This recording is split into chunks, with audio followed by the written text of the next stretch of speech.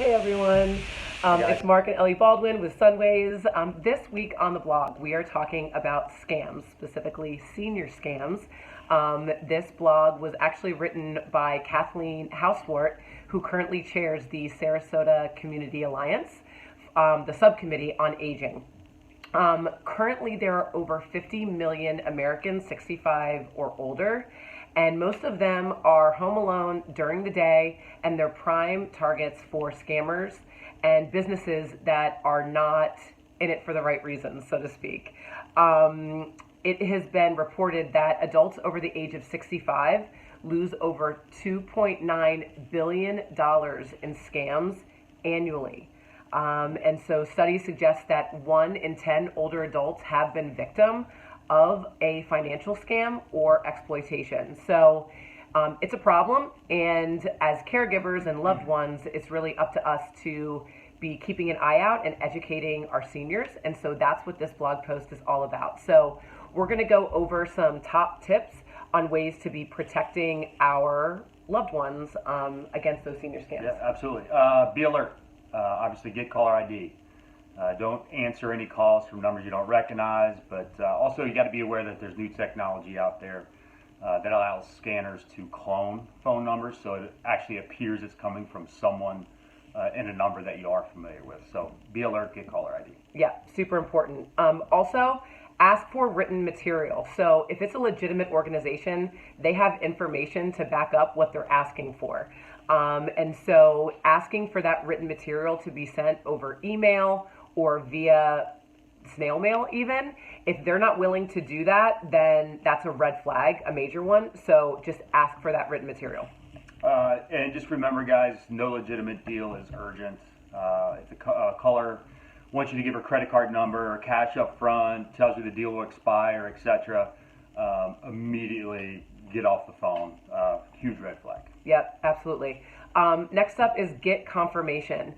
So if a family member calls with an emergency request for funds, it's asking personal questions to verify their identity.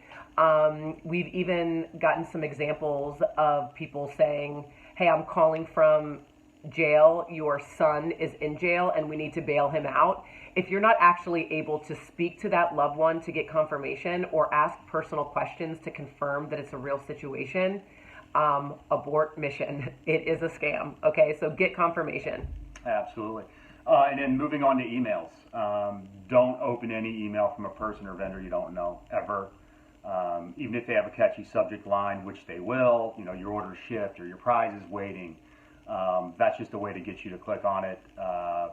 Never let them gain access to your contact information, which is what they're looking for. Never click on any embedded anything in an unsolicited email, I guess I'll say. Yeah, absolutely. It's super important to remember that if you do get scammed or your loved one gets scammed, that they know to tell somebody immediately. A lot of times they're embarrassed when they find out that it was a scam, and so they just don't want to tell anyone, but that's really where the issue occurs. So making sure that they know that this happens, but to tell someone.